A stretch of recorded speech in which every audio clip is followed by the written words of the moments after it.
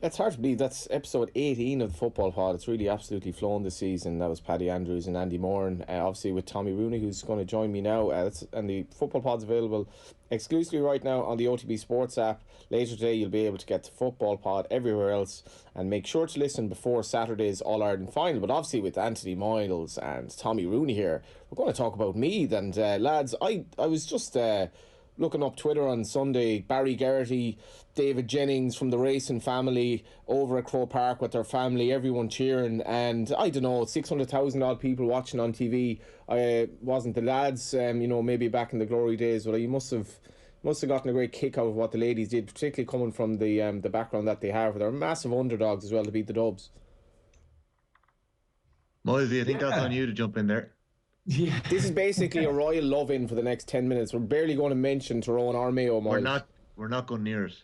That's okay. Jesus, if I'd known that, I would have prepared. I would have been decked out. No, I went in actually with I have two girls, a 4 and a 6-year-old, and it was my first experience being in Croke Park with them. So I got over the fact that we had about 400,000 questions already by the time we were actually sitting in the seats, and the line of questioning continued to who are we supporting again? Which colour is that? Why did she do that? Why are you clapping? So, and it was an experience, but the hot dogs kind of calmed that down a little bit.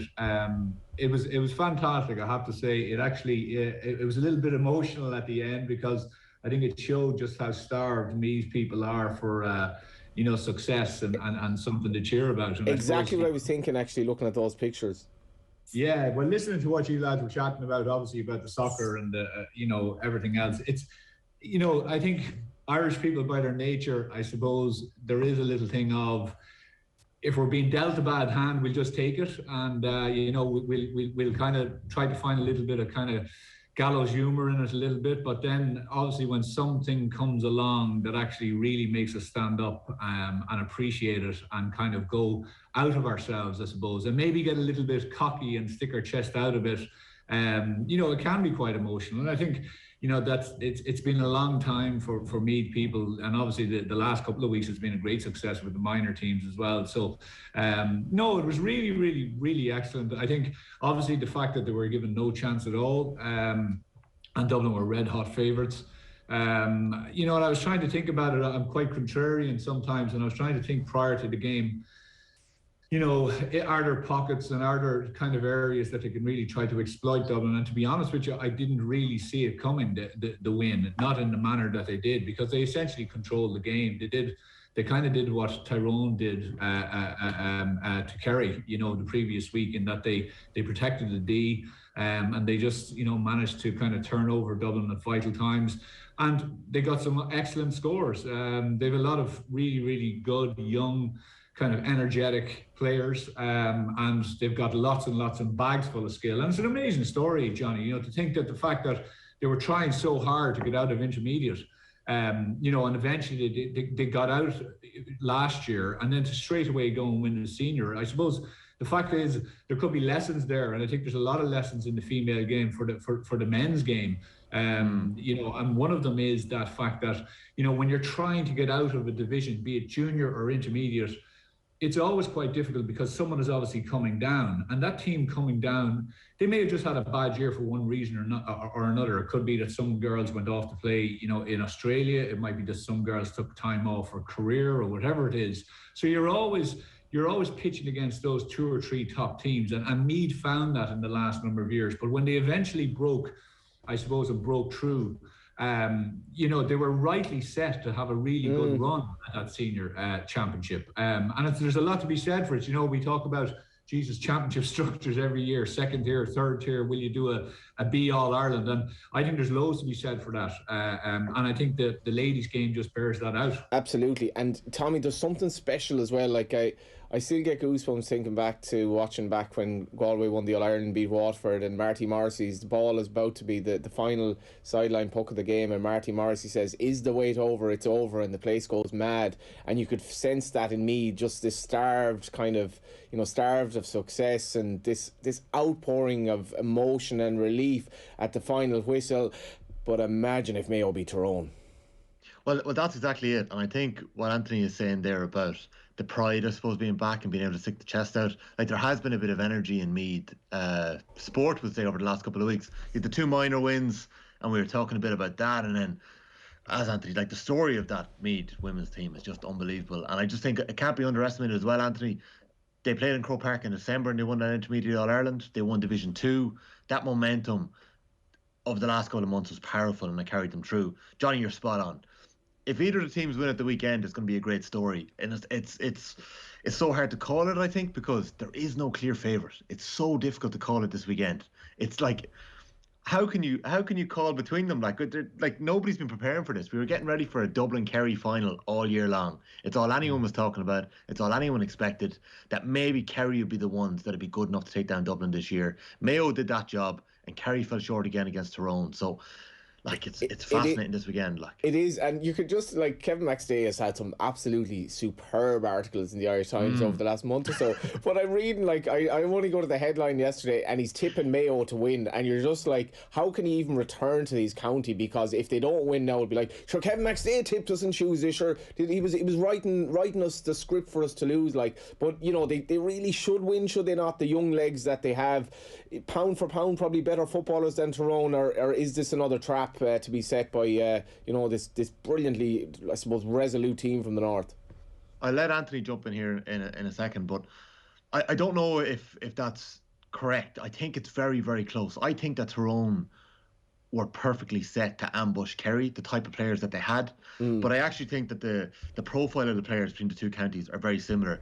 We can't forget that Tyrone played an All-Ireland final in 2018, and I think 11 of the starting team that bet Kerry played that day against Dublin, so they have that experience in the bag. Obviously, Mayo got to an All-Ireland final last year with a very young team, but there's been huge transition in both camps, whether it be the new management coming in Tyrone or James Horan dealing with 7 or 8 very key players moving on and 7 or 8 younger players coming through over the last wee while. I want to get Anthony's take on this. Are you strongly feeling either way, Anthony, about where you think this is going to go? Because I'm finding it very difficult to call it at this stage. I'm not, Tommy. I flip every couple of hours, to be honest with you. I'm Tyrone one minute and Mayo the next, and I think it's for a number of reasons. You know, the bookies very rarely get it wrong, and I think it just shows how difficult it's going to be by the pricing of this. The way I look at it is, I think you're right in the sense of the Tyrone ambushing Kerry. Now, it has to be said, Kerry were, one ball away from bringing that game right to the death and going into penalties and all that rest of the stuff. And I think Kerry only found in that period of extra time the balance that they should have had, certainly around the middle with O'Connor coming in. They needed a much more mobile midfield to really go at Tyrone. They also they had to stop bringing the ball straight into the channel and being turned over. And instead of doing that, they had to go in and drive at that channel and then actually flick the ball out. Or, in actually, a matter of fact, something that Dublin always did against this Tyrone team, which is just unbelievably keep the width on the pitch. Like, if you remember the Dublin teams that would have set up against Tyrone over the last number of years, certainly in the final, they literally would have the men right out on the sideline. So the idea was they were dragging that. They were saying to Tyrone, listen, if you're going to protect that D, you're only going to do it with 1 or 2 players. And by the time you get people back, we'll have already been ahead of you. So Mayo will not fall into that same trap as Kerry did. I spoke to you guys about this after the match. The naivety of Kerry was alarming, and especially the fact that they didn't change things. So Mayo will not do that. But at the flip side of that, Mayo had only 5 points on the board after 52 minutes against Dublin. So you're kind of going, well, where are they going to get the scores from here? Now, I flip again and go, people are jumping all over Aidan O'Shea. Aidan really should have had 3 points in that first half, and he could have easily had 4 racked up. Yeah, exactly. So I think Aidan did a lot of good things. I think he was trying way too hard. And I think he, as a man, needs, I think he needs that bit of a motivation where he's kind of going up against a lot of people. He's had that plenty in his career. The fella, to be fair, who has been an absolute warrior for Mayo, but he has as many detractors as he has fans, and he seems to have more detractors. Well, maybe he has them within the county. Will he definitely start, Andy? Well, I think that's... Yeah, I would start him 100%. And I'll tell you why I would start him. Like, I agree, Sorry, totally agree. I'll let you off here. I think there are questions about whether or not he'll be starting. I think they're actually coming from inside the county too. Like, I think actually people are misconstruing that substitution the last day with with Mayo's change of style, where in truth, after Henley kicks that point when O'Shea comes off, they don't get their 7th score until the 63rd minute when Dublin's legs start going. So I'll let you jump in now and explain why you think O'Shea's going to start. I agree with you. I think he could have a massive influence at the weekend. Well, I think he does, because first of all, he's playing with a relatively young forward line around him. You know, so Conroy is the young lad. They've sprinkled that. You know, they've lost Killian O'Connor, obviously, who would have been a fella. He was a totem pole. He was well able to take abuse from fullbacks, but he was also well able to take his scores, and he was well able to win a ball. They don't have that necessarily now. And Tyrone have, with Hamsey, they have a number of tough, teak, strong, physical fullbacks who will be looking to give it plenty, and who will want to keep it tight and have a tight area in and around, as I said, that D and that goal. So for me, O'Shea has to start in there, because he will drag and he'll attract that abuse and he'll attract that physicality, and he'll be well able for it. But is he not going to get completely smothered out of it? Given how good their attacking is and how immobile he looked against Dublin when he had the ball in hand, is he not going to get completely smothered out of it if and when he does get on the ball? Well, the thing about it is that's if you want to give him the ball or not. You know, so you could essentially use him as a foil. You could essentially use him as a player who's in there and he's occupying 1 or 2 men. Because, like, if I was coming up against him as a manager, you're thinking, you know what, do I really want him one-on-one with a defender in there? No matter how big my defender is, do I want him one-on-one standing in around the edge of the square and the rest of the forwards 30, 40 yards from him and balls being pinged into him? Now, Mayo didn't do it great the last day, but they've had a lot of time to prepare over the last number of weeks to try and see, can they improve that? I still think he got enough ball against Dublin. He just didn't do the right things with it. His decision making was off, and whatever way, was that pressure, was that him trying to, you know, really push himself? I don't know what it was, but if I was him, I would be trying to, as I say, occupy some defenders. And if I got ball, I'd be just looking for marks. And if I didn't get marks, I would be looking just to flick balls left and right or tap them down, because it does give Mayo that something different, which Tyrone have when they bring McShane in, which is that focal point, you know. And I think this game, Johnny, and it could be a war of attrition for the first 45, 50 minutes, which I think could be both teams set up and say, listen, let's see what you have there. You know, bring it on to us. We're going to look to counter-attack you, because Mayo have an unbelievably disciplined and an unbelievably aggressive defence that look to turn you over all over the pitch. And they also have a bunch of forwards that love hard work. Like the one thing the Tyrone boys, if you remember, I think Tyrone had the full back line of Tyrone each scored a point in the first half. Yeah, so they were let go. You know, Clifford let, you know, for all of the Kerry prowess going forward, they didn't do their work going the other way. Well, just Tyrone recognised this, you know, and they kick points. Mayo won't do that. Yeah, just on what I found fascinating about the Tyrone, their kick-out strategy, obviously, in effect, that's obviously their own kick-outs, but also the fact that they more or less threw the modern football rulebook out the window and sort of let Kerry have possession, and they were like kind of happy to defend sort of deep. So surely there's going to be some kind of left field strategy from either team to counter the narrative of what's expected in the final, because they're two exceptionally well coached teams. So Tyrone will probably change something up. Do you see that, like the kickouts Mayo are so good against Dublin, that's surely going to have a massive influence on the game? Yeah, they don't. The Mayo midfield is as I referenced earlier on, it's a very, very mobile midfield. Which Kerry's isn't.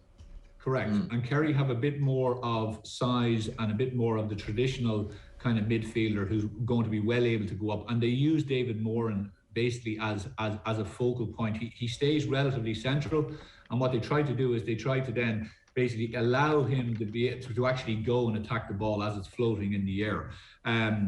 The Tyrone, and we discussed this, Tommy, the Tyrone idea was obviously, well, listen, lads, we're going to lose at 60 yards from goal. We're not going to lose at 25 or 30 yards from goal, especially with this forward line that could interlink play, and next thing it's in the back of the net. So I think Tyrone took a kind of a calculated decision of, well, even if we lose it there, we'll defend ourselves and we'll be set. I can't see them changing too much on that, but I think they will think themselves that they'll get a bit more joy from those long kickouts. But the Mayo press and the Mayo forward press is exceptional. Yeah. And they really hunt you down. They hunt you down. They corral you down into areas where you don't want to be.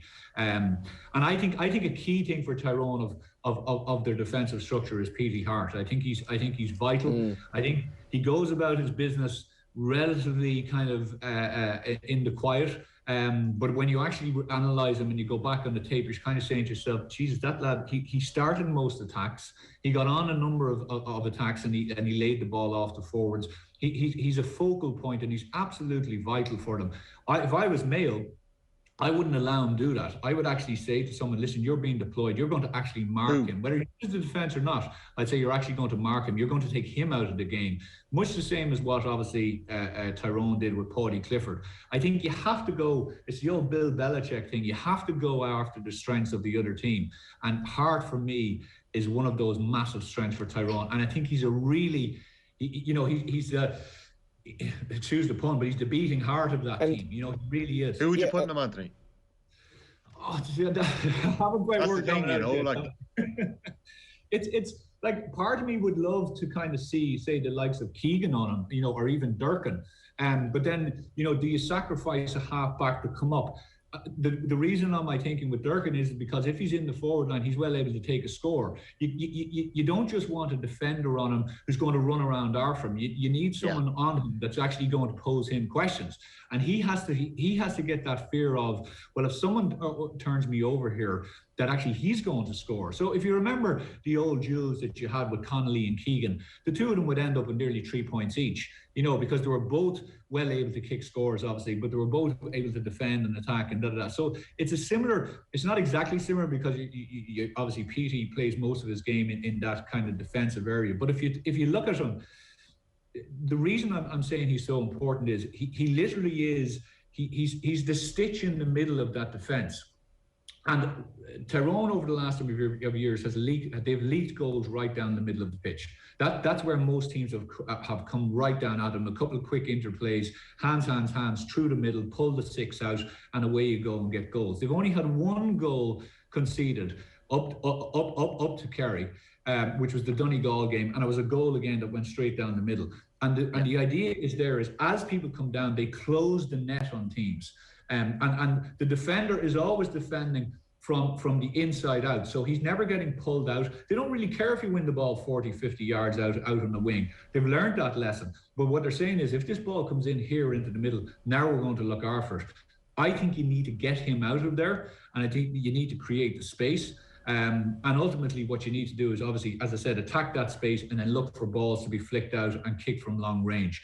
If Mayo get their long range shooting going early, and they get their confidence up, I think they'll win it.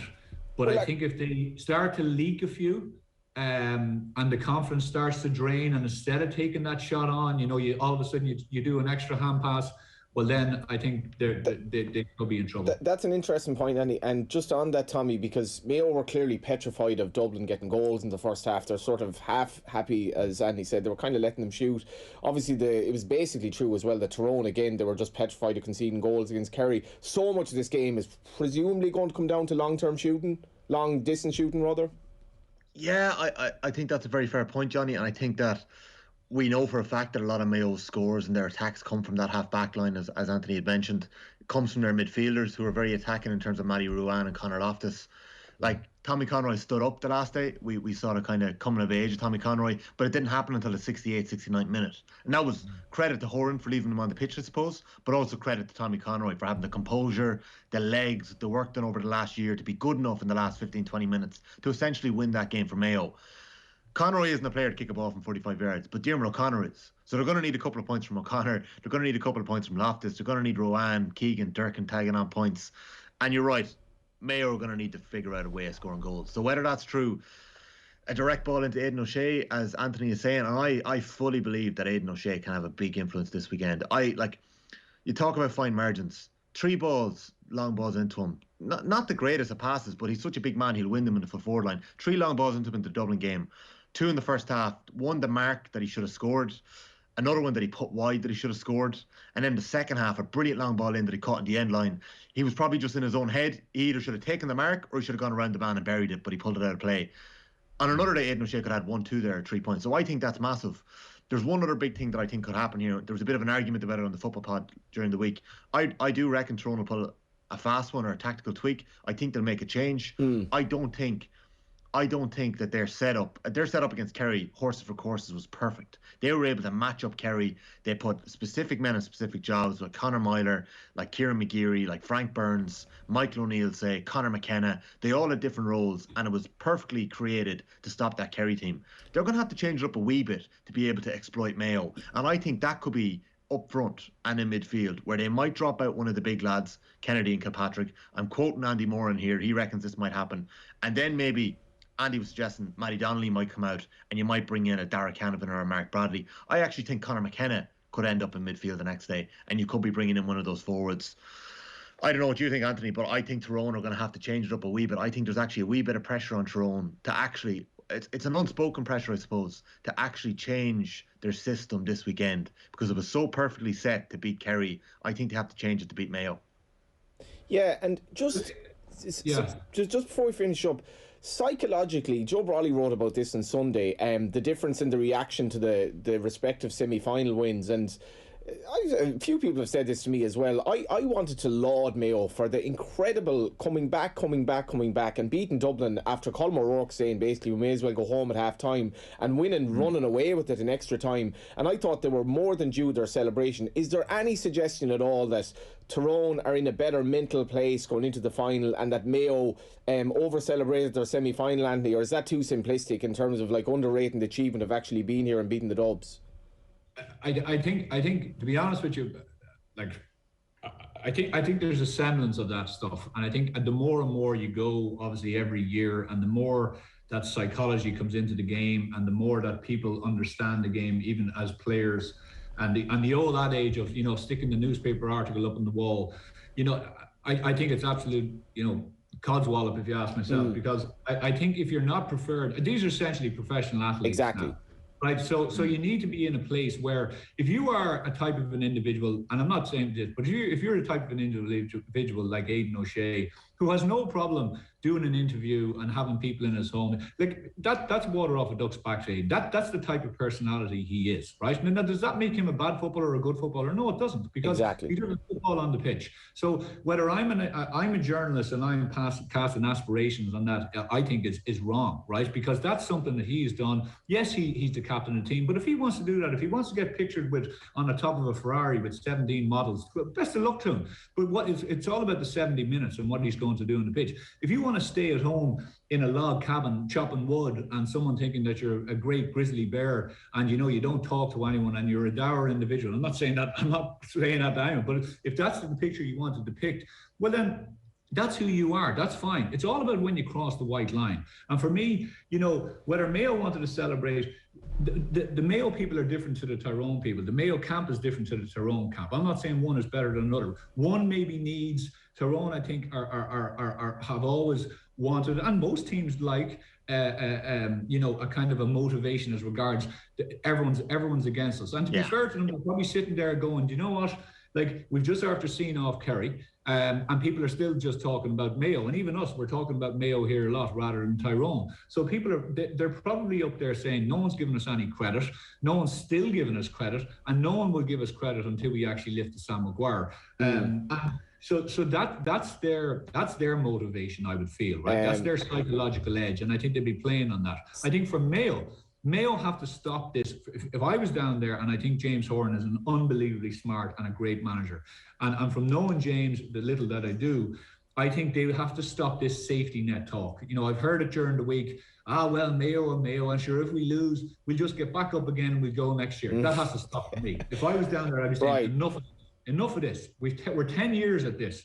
Enough of this absolute crap. We're going out, and we're going out to win this. I put the pressure on the players. Say, no, we're going out, lads, and we're not going to leave this pitch until we have Sam Maguire in the back of the bus or the front of the bus, and that's the end. Okay, 17 models and 70 minutes. Beautiful. And 70 years as well. Very, very briefly. It's literally one word here. Who wins?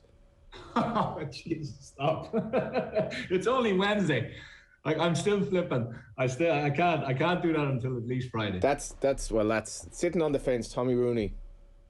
Johnny Weaver prediction slot on a Friday morning, the GA quick pick. So I'm going to save my shout till then. I've had my one little moment in the sun here with the two lads, and I'm not getting a prediction. Lads, go on. What are you going for? Mayo. I'm confident Mayo will win. Okay. In fact, I think people are like, God, if it were Bad Mac Stay tipping us, if Johnny Ward is tipping us, we're really screwed. But hopefully that's not the case. Thanks, lads. Cheers, All right, Johnny. Johnny.